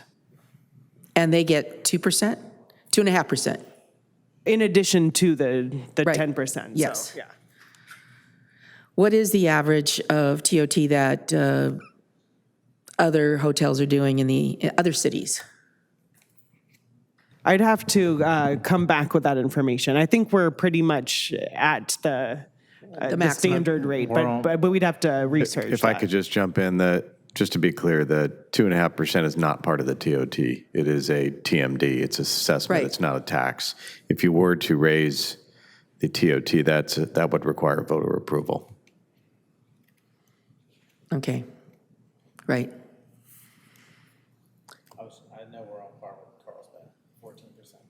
Right. So the proposal here is to ask to have staff come back post November, early 2025, to present a plan for setting aside a fund for sand nourishment projects and other projects. And Councilmember Robinson, is that you wanted to address that? I'm okay with what you just said, Mayor. I was just going to, since we're going to have a discussion, I think to take that position of 5% now of current TO, we're going to have to pull it from something. Something else is going to have to give, and that's why I can't support that particular motion. But I definitely looking ahead and forward, I think we can come to some agreement. Did you want to continue your comments? I don't have any lights. Yeah. Okay. Okay. That sounds good.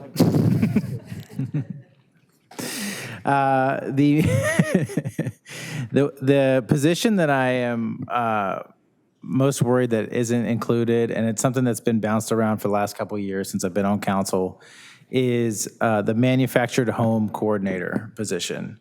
We have so many residents living in manufactured homes that have such a unique need for services through the city, and they, I know, they don't have a single source of person that they can go to that where their sole job is to work on their issues, and really they face such a mounting stack of issues that I would really like us to address this in some way. Is there any other way that we are looking to address this in our current budget, or?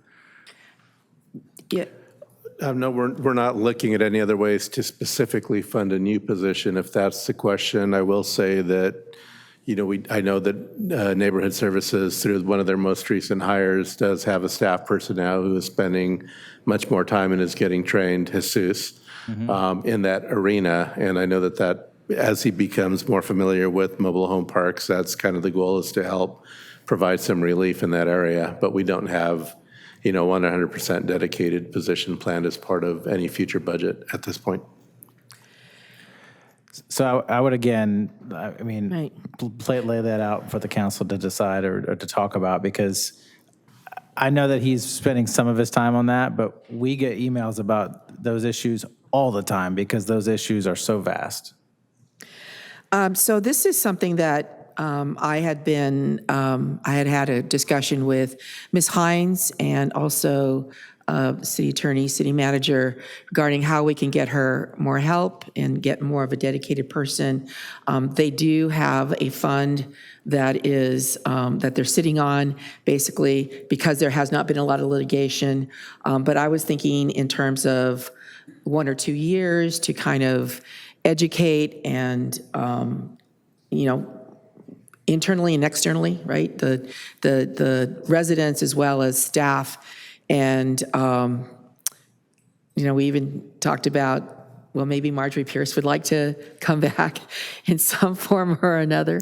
But this is something that perhaps we can ask Ms. Hines to come back and let us know what her feelings are about this. Because she was, this is 2 or 3 years? 4 years that she's been here.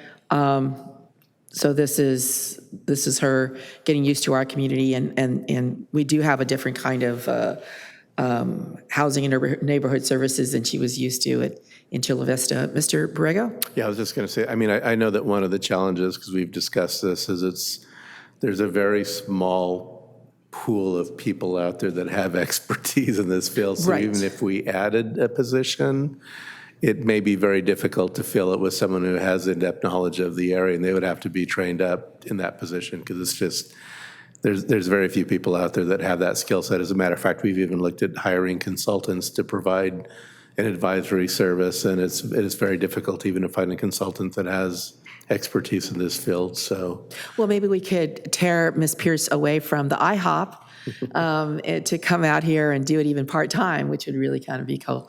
But no, having said that, perhaps we can ask Ms. Hines to look into that. We could certainly prepare a memo and share some options with council.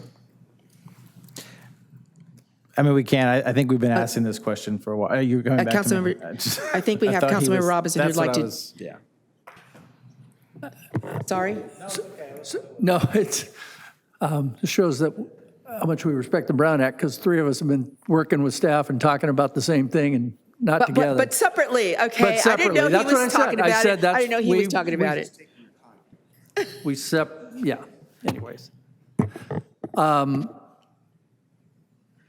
I really do think there's a need to help Ms. Hines or that department with these specialty things. I've been talking about it for a while. So I would support, again, what Mr. Borrego's talking about, coming back and looking at something. I would definitely support it. I don't believe there's enough work there for, just because we get all the emails, I don't believe there's enough true work for a full-time equivalent position. I just don't see it.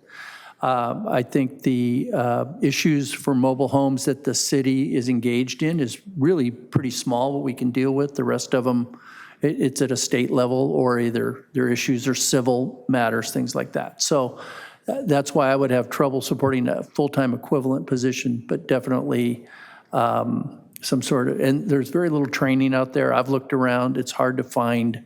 I'm just supporting what staff's saying, is that it's very difficult to find those people with expertise in this area. Thank you.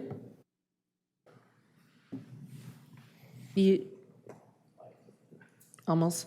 And then Deputy Mayor Kime is after you. But I think you're still, are you still finishing up your comments? If it's on the same thing, then I'd rather just. Okay, it's on this comment, okay. I'll make a brief comment about that, then I have. Okay.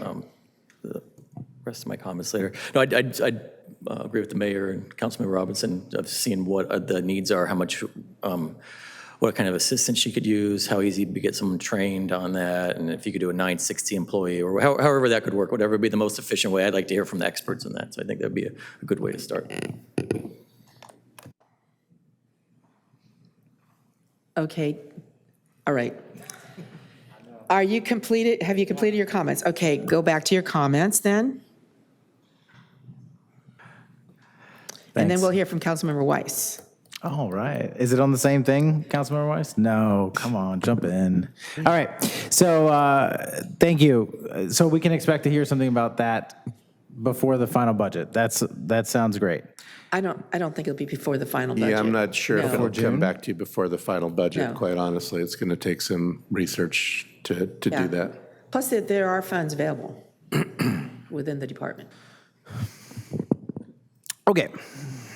So the second piece that I wanted to bring up is in the CIP projects, we talked about lighting. Are there any plans for Crown Heights pedestrian lighting? Because residents have been asking for that. We went out for grants 2 years in a row, and I don't think they were included, but I just want to make sure can we make sure that's on the list if they're not?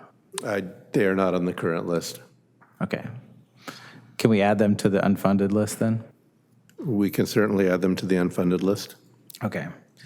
So what was brought up several times by people speaking is that we really do have a safety issue in the city, and Measure X was passed with the promise of enhancing the safety. The issue that has really not been addressed in the Measure X is creating safe streets. We did in fact have 2 pedestrians killed in the last week crossing a street. I'm not saying that our Safe Streets for All plan can fix every death, but our goal should be 0 and the work should be to get there.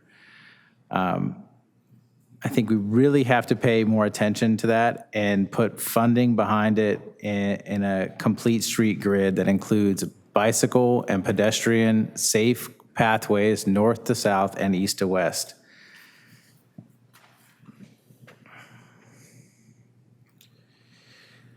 Parks and Rec was brought up a lot. Being the Parks and Rec liaison, I can't not bring up the fact that our current scholarship program really lacks in its ability to reach the kids that need it. They come off one or two at a time, and there's a maximum amount that can be spent. We really have lots of kids that aren't accessing our programs. They don't have the access to our programs because the Parks and Rec current system of scholarships is poor. I would really like to see that included in the Measure X funding as well. I think we're talking about tens of thousands of dollars that would really connect our youth that don't have other outlets into the programs that we currently are already offering in the city to everyone. This would provide an access point. I would especially like to see this connected up with our community services that are already happening at our in our neighborhoods. And then the biggest rock that I don't even know how to even start this because it's such a big lift is the fact that we have got to do better with our services for homeless individuals in the city. When you ask someone as was evidenced by the data from the poll, the first thing that comes to people's mind is that we need to be doing better with our homeless services. And we not only need to have this new position, but we actually need to dedicate funding for them to be able to do things after they get the position, because if it's just one person, they're not going to be able to enact programming with no money. We should have social workers or outreach workers that are on our staff that lead our outreach teams, because that's what our San Diego Regional Continuum of Care says we should be doing, because that's the data, that's what the data says. If we spent more on getting folks out of homelessness, we wouldn't have to spend $1.3 million a year on downtown security, moving folks along.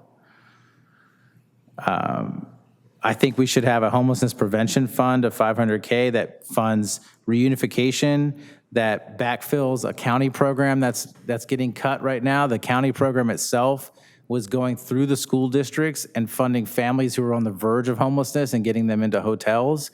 They don't have another source of this funding, so we should be directing funds to them because they're already connected with the families. There are a whole bunch of ways that we need to coordinate these services, and now that we're going to have somebody in charge of it, it's really important that they have tools at their disposal. We had 115 deaths of homeless individuals between 2020 and 2023. And we have to do better. So I would like to see us really take that on with our Measure X funding going forward. I don't know if we need to do an ad hoc or something like that to figure out how to direct those funds, but it's clear we need to do more and different to make that better. Thank you. Okay, your time is up. Councilmember Weiss. Thank you. And this is a question that's going to be after a couple of comments directed at staff. So you've prepared a general fund budget of about $216 million, and we have about $1 million surplus. Correct. As part of Mr. Thomas, one of Mr. Thomas's slides under development impact fees, says as development projects decrease, the amount available through development impact fees also decreases. More general fund allocations are necessary to fund projects. Further on, he had a list of unfunded future CIP projects that add up to about $100 million. How much of this general fund budget is being allocated to those future unfunded projects? None. How much of this general fund budget is being allocated to repairs, roof repairs, and upgrades at the restrooms in our city parks? We have about $100,000 in park maintenance and upgrades that is allocated. That's spent every year. Okay. But there's nothing more than that? Correct. Thank you. In regards to, I'll do the easy ones first, KOCT, I'm comfortable trying to figure out a way to assist them. Just because they want $150,000, I don't know that they need $150,000. I would ask the city manager's office to at least meet with them to go over their revenues and expenditures and how much do they really need. I would second that. Or third it, I'm sorry. No, it's fine. TOT projected for this next budget year is about $1 million higher than it was last year, and all of that is being allocated. I'd be comfortable, at least in the interim, since we can't really raise TOT without going to a vote, that future increases, or at least 50% of future increases, be allocated specifically to shoreline protection and retention. But I would also recommend, in addition to that, when you look at the Measure X projects, we have one, which is the pier replacement, which over 3 years, there's about $22 million or $23 million allocated. And there's a footnote that says we still need $24 million. Yeah. So I'd be willing to support taking like $3 million of that money and same thing, putting it into a designated account for shoreline preservation. I know Mr. Borrego mentioned that we have reserves, but if we have a designated fund set up that has money in it, then we're not taking actions and move money from reserves into an active project, so that there would be money available to actually take advantage of the scoop permit or whatever else may be available. And the only other the only other request I would ask that staff look at, I've had conversations with 2 members of the Harbor Beaches Advisory Committee and along conversations with 2 members of the public that one has a boat in the harbor and one works there, who claim that harbor funds are leaking out to support city services. And I don't know that I believe that. I would ask that we look into doing some type of a comprehensive audit to look at what city services are provided to the harbor, what the harbor pays for those city services, to make sure and make it available to slip renters and HVAC to say, here's what you get for your services and here's how much you pay. So we have an idea of what is actually being funded by the city or by the harbor to support our variety of services. And with that, thank you very much for making this as painless as possible.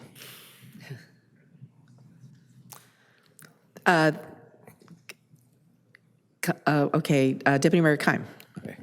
Just real quick, I know we see these big numbers, 200 million and $1 million surplus, but if you compare it, if your household income is $100,000 a year, you'd only have $500 left over after our spending. So it's very tight. So when we ask all these requests, and you're going to take away $700,000 in TOT, and then you're going to, I'm the biggest. The sand is one of the most important issues to me. A quick question for Councilmember Weiss. Taking the money from, because the 5-year forecast includes the anticipated increases in TOT, is that on top of that or with the ones that are projected increases? My issue would be take half of whatever actual increases we get okay. Over the next couple of years. Okay. So, but I think also giving staff a chance to work on a creative strategy. How much funds do we have allocated right now from ARPA and other that we've About cobbled together? 200,000 left. That are left in the sand. It's actually quite a bit. I just asked Jill that number. I'm sorry, I don't have that offhand. If you give me a minute, I'll look it up. I know we have that number because we were just talking about it the other day. But I do want to make that a priority and have a consistent funding source. So if that here's some unanimity up here. This one. I know it's a small project, but Miss Nygaard and I agree on a bridge out in Calavera. She knows I like to ride my mountain bike out there occasionally. So, but I think if we could put that in unfunded projects and that we could look for grants together and get something shovel ready, I know it would be. I know it's been there in the past. I just on this current list I didn't see it. But if that's something that we could work on together with Preserve Calavera and try to get funding cobbled together, it'd be great. Certainly do that. And we do have a budget for that project, right? Yeah, we do. I know right now it's kind of in limbo because of some cultural resource investigations that we need to do out there, so it has been held up, but certainly it is our intent to fund it. Okay. And so I want to thank staff. These comments are short at a budget workshop, but all year when we make decisions on employee contracts and hiring decisions and projects. This is, we budget all year, but it's a challenge. We have $1 million surplus. We have a lot of employee negotiations coming up. I care about our city employees. And when you see inflation rising Those are things, I hope our placeholders for projected contracts are going to hold up. But we do have a very tight budget. We have to be very conscious of how we address it. But thank you, staff, for your work. Did you want to speak one more time? Okay. For our Parks and Rec, I forgot because I don't qualify for AARP yet, but. Yeah, right.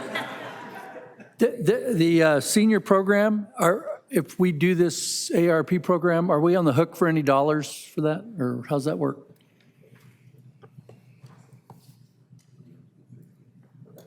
So we're not providing any funding. The San Diego Foundation is providing the funding to go through this process of developing an action plan, and it's a prioritization. So it's really about identifying a lot of projects that maybe are in the pipeline and how we can put an age-friendly and better livability lens to those existing projects, as well as prioritizing future projects.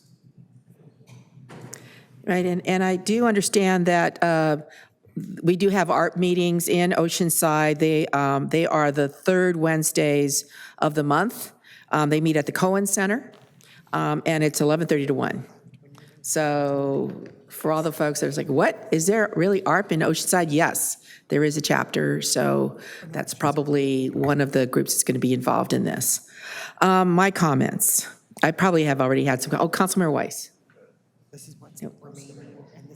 Okay. I have been talking to staff also about managing the traffic with all the added activity that is going on at El Corazon, and of course, our, Parkside 1 that's coming. By the way, when is that going to, start? Like, break ground? Let's get this. What is the anticipated date? I would probably defer to our CIP staff to answer that question. I know that we're still finalizing the designs, so, I would Which is venture to almost guess here, right? It's almost. Yeah, we're actually working on finalizing the design. Of course, the conceptual design is done. We're finalizing the design. So, I would say we're probably still about a year away from breaking ground. Oh, a year. Well, as soon as you can do it would be really great for a lot of people. Yeah, but, of course, we will get the parking lot done because that's part of the arena project, but the park itself is going to trail a little bit after that. Right. Okay. But in anticipation of all that traffic, and of course, part of the agreement is for SoCal to build the public parking. But my biggest concern has been, how do we get people in and out?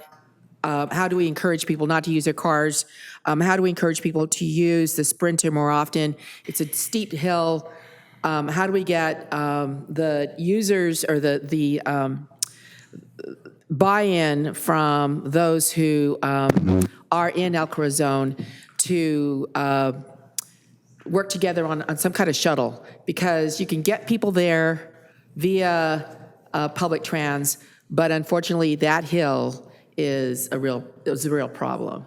So that, plus I've also been encouraging staff to look at other ways of getting local folks there via maybe separate bike paths, because we do have these wide streets, and maybe encouraging people to, like, say from RDO, from 78 over. I mean, folks are going to want to go there. Same way from coming from the other way, from the 76 over. There's a lot of folks that and I'm sure we're going to be having more e-bikes, puttering up. Maybe those e-bikes can make it up the hill. I don't know. I'd love to see the first one make it up that hill. But how can we make this happen so that we don't have standing room only on on Oceanside Boulevard, on Oceanside Boulevard. So I think that having that, what did you call it, transportation coordinator, is going to be able to address this, correct, Mr. Borrego? Yeah, and I will say that we are, just for the public's benefit, actively meeting with the arena operator to discuss traffic control, parking management, and so we are working and getting very closely to finalizing a plan to make sure that we're not experiencing gridlock when there's arena events. So we are actively working on that now, and we also are actively speaking with the NCTD about some sort of a shuttle service from the Sprinter station at Rancho Delaware and Oceanside Boulevard to get people Yeah. up to the arena. So Because all no the- doubt all it those is going to be conversations a are happening. destination place, El Corazon. So there is, Councilmember Weiss, you wanted to make a motion that includes the KOCT? I was just going to make a motion for all the 4 items to direct staff to return on June 5th for the final budget adoption and include all the different recommendations you heard, as best you can. All right, there's a motion and a second. Councilmember Joyce, quickly, because you're out of time. Yep. Say, I'm going to support the motion. I really am looking for a partner to work on the homelessness issues here. We've got to do more. All right, please vote.